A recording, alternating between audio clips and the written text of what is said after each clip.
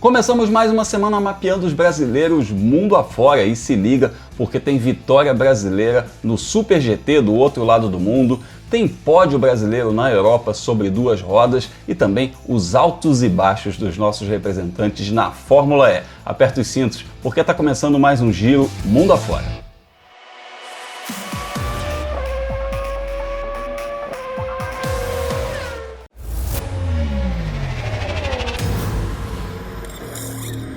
Tem brasileiro campeão que começou muito bem a sua jornada rumo ao bicampeonato. João Paulo de Oliveira venceu nesse fim de semana a etapa de abertura do Super GT, o principal campeonato de Gran Turismo da Ásia, do qual ele é o atual campeão na classe GT300. A corrida foi lá em Okayama e a gente lembra, né? O João Paulo foi campeão na classe GT300 numa crescente da metade para o final da temporada passada e nesse ano já começou com o pé direito, o pé do acelerador, em busca do bicampeonato no principal campeonato nacional de Gran Turismo da Ásia. Ele que corre em parceria com o japonês Kyoto Fujinami. E a gente lembra sempre, né? Campeonato fortíssimo, o principal torneio de Gran Turismo da Ásia, campeonato fortíssimo com 12 montadoras, 30 carros no grid, 4 fornecedores de pneus, enfim. É muito bacana ver o João Paulo se destacando aí no automobilismo japonês, ele que já foi campeão da Fórmula 3 japonesa, que já foi campeão da Super Fórmula, que é o principal torneio de monopostos também lá no Japão. Pilotaço que está radicado lá no Japão. E se tem vitória brasileira, tem like no vídeo, né? Deixa o seu like aqui para fortalecer o nosso trabalho. E a gente aproveita e chama aí o João Paulo de Oliveira para falar sobre essa vitória na abertura da temporada do Super GT. Fala, JP! Fala, Grum! Fala, amigos que estão aí no Brasil, que acompanham o automobilismo mundo afora. Aqui no Japão, nós tivemos a primeira etapa do Super GT esse final de semana passado em Okayama. E não poderia ter começado melhor para a gente. Conquistamos a primeira vitória do campeonato, abrindo aí uma campanha né, onde a gente está defendendo o título e com certeza vai ser um ano disputadíssimo. Já tivemos mostra disso na primeira corrida, ao final da corrida os 4 primeiros chegaram dentro de 1 segundo, ou seja, estava todo mundo embutido ali.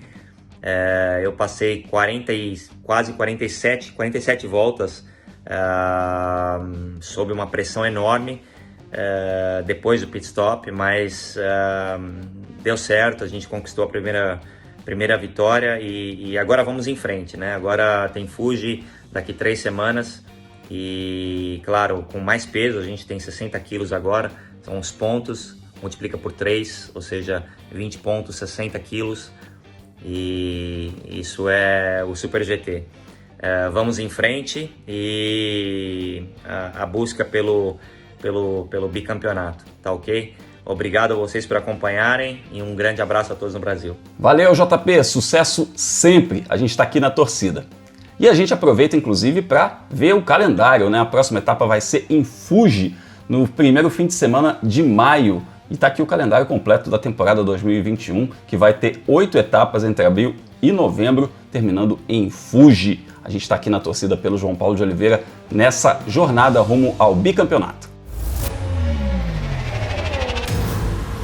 A gente sai da Ásia e chega na Europa para falar sobre Fórmula E, porque as ruas de Roma receberam a segunda rodada dupla da temporada 2021 da Fórmula E. O campeonato que está aí com várias etapas ainda para serem confirmadas, então a categoria está fazendo essa solução de rodadas duplas, né? Já teve uma na Arábia Saudita, agora tem uma em Roma e a próxima etapa vai ser também rodada dupla. E foi um fim de semana de muita luta e pouco resultado para os pilotos brasileiros, que lutaram bastante lá em Roma. Foi assim uma montanha-russa de emoções essa etapa nas ruas de Roma para os pilotos brasileiros. O Lucas de Grassi, inclusive, brigou pela vitória na prova 1, teve muito perto de ganhar a primeira corrida dele nessa temporada, mas abandonou quando faltavam 5 minutos para o final, uma quebra ali no carro da Audi, então ele acabou perdendo esse pódio certo, essa vitória quase certa na corrida 1. E na corrida 2 ele vinha ali numa caminhada no top 10 para tentar chegar ao pódio, quando foi atingido pelo piloto Sebastian Buemi, o suíço, que é campeão também da categoria, assim como o Lucas de Grassi.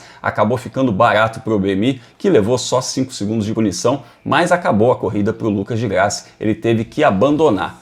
Já para o Sérgio Sete Câmara, foi um fim de semana um pouco mais difícil. O Serginho vinha de um ótimo quarto lugar na rodada dupla lá em Diriyah, na Arábia Saudita, mas em Roma teve bem mais dificuldade. Na prova 1, ele abandonou por causa de um pico de energia quando tentava entrar ali no top 10. Já na prova 2, ele fez uma corrida de recuperação depois de largar lá da penúltima fila e terminou na 12ª posição. Os pilotos brasileiros mandaram mensagem pra gente falando como foram as corridas deles. Então vamos ouvir Sérgio Sete Câmara e Lucas de Grassi. E aí pessoal, final de semana concluído aqui em Roma. Hoje teve a corrida do domingo.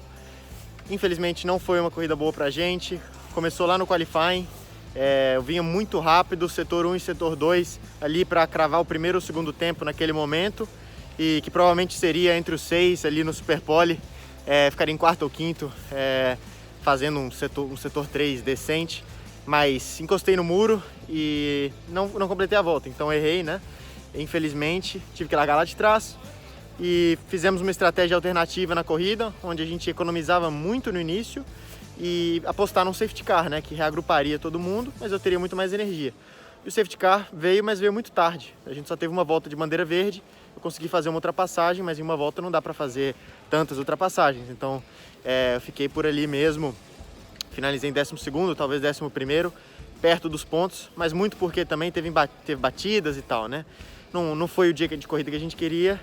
E, claro, o qualifying é muito importante nesse formato de campeonato. O ritmo estava lá. Acredito que ontem a gente errou a estratégia.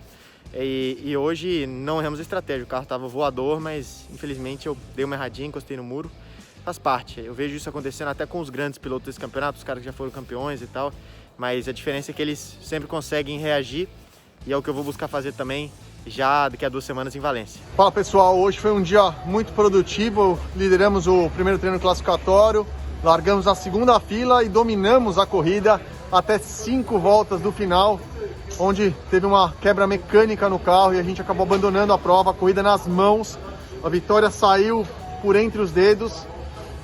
Mas automobilismo é assim, a gente precisa manter a cabeça erguida, trabalhar ainda mais e ir para cima, que a gente ainda vai trazer essa vitória para o Brasil. Valeu, Lucas, valeu, Serginho, pelas mensagens de vocês, a gente está aqui sempre na torcida. As vitórias nesse fim de semana ficaram com pilotos que falam francês. No sábado, o bicampeão da categoria, o Jean-Eric Vergne, da equipe Tech Cheetah, e no domingo, o belga Stoffel Vandoorne, da equipe Mercedes. Olha a Mercedes chegando aí, a gente falou lá no começo da temporada que a Mercedes era uma grande ameaça aí para esse título, e os pilotos da Mercedes foram os únicos que venceram 2 vezes já nessa temporada, né? Uma vez com o Nick De Vries e uma vez com o Stoffel Vandoorne. Mas o líder do campeonato é o Sam Bird, que venceu uma das etapas lá em Diriyah. Vamos ver como é que tá aí a temporada. O Sam Bird está com 43 pontos, o Mitch Evans da Jaguar está com 39, o Robin Fries tem 34. Para os brasileiros está um pouco mais complicado, né? O Lucas de Grassi está com 6 pontos e o Sérgio Sete Câmara com 12 pontos, ambos fora do top 10.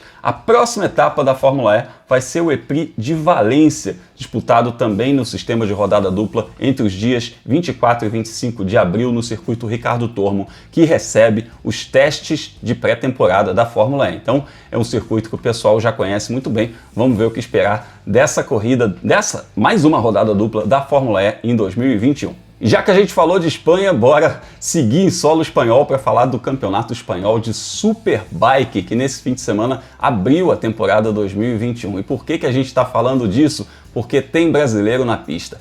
Eric Granado fez a estreia dele nesse campeonato, que é disputadíssimo, um campeonato fortíssimo lá na Espanha, né, com grandes nomes que já passaram pela MotoGP, pelo Mundial de Superbike, e ele iniciou nesse fim de semana esse desafio, mas com um gosto meio amargo no sábado, né, porque ele estava na 2ª posição na corrida quando sofreu uma queda e acabou em 9º lugar. Essa corrida definiu a ordem de largada para a prova de domingo, então o Eric teve que fazer aí uma prova de recuperação, escalar o pelotão, e ele fez isso. Ele conquistou várias posições e ultrapassou inclusive o atual campeão para terminar no pódio. Baita recuperação do Eric Granado aí. As 2 corridas foram vencidas pelo espanhol Jorge Torres, que já competiu na MotoGP e é o atual campeão da Moto E. Aliás, o Eric Granado continua correndo na Moto E, viu gente? Não deixou a categoria, né? Ele vai fazer os 2 campeonatos em paralelo.